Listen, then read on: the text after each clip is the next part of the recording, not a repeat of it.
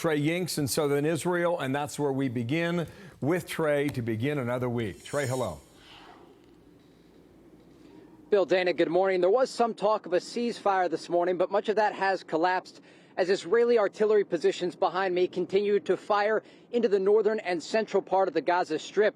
As for the south of Gaza, you mentioned there are hundreds of people waiting at that border crossing.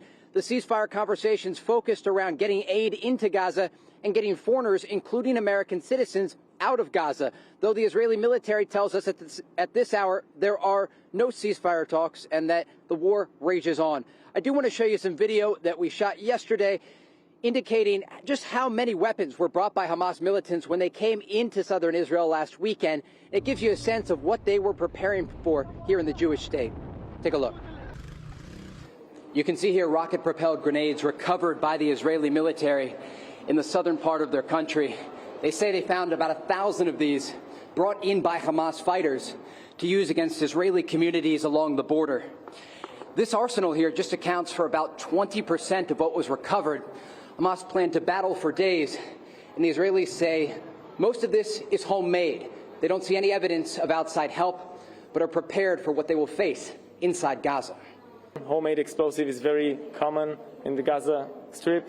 They have factories of this. They work around the clock in order to make new IEDs, new charges against our troops. Katayeb al-Hamas, the troops of Hamas, RPG-7 VR. This is the tubes of those RPGs. This is the tube of the thermobaric missile rocket in here. Wow. So you can see all of these made inside Gaza by groups there. And this is some of what the Israeli forces will face when they enter the Strip. I believe that they have about 5 times more at the Gaza Strip, but it's good to know that we know all this and we have nothing to surprise us.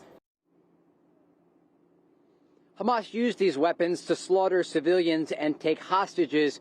We are getting some new video in today about exactly how they did that on the backs of motorcycles entering into southern Israel. Also, new numbers today, 199 people, according to the Israeli military, are currently being held hostage inside Gaza. I do want to bring our attention to the northern border, though, with Lebanon. Yesterday, there were 6 separate anti-tank guided missiles fired into Israeli territory, killing at least 1 soldier and 1 civilian.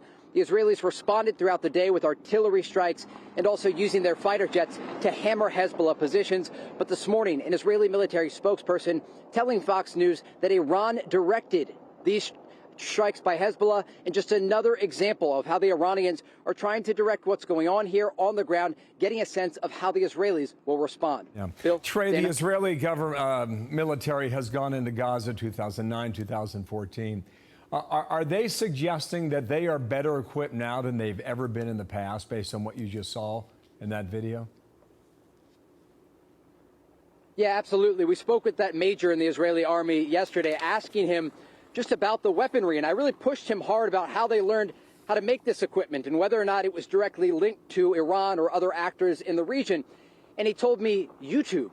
He said they learned on YouTube. They learned how to make RPGs and other significant weapons. He showed us a thermobaric bomb that was thrown into a civilian home. And these were the types of weapons that they brought in with them. They had stockpiles of weapons that have been smuggled in the past through tunnels from the Egyptian border into Gaza. But the majority of what they brought into southern Israel was homemade in factories inside Gaza. And it's of concern for the Israelis because what you saw in that clip, that accounts for just 20% of what they brought into Israel. And the Israeli military telling Fox News they believe Hamas has 5 times more weapons inside Gaza.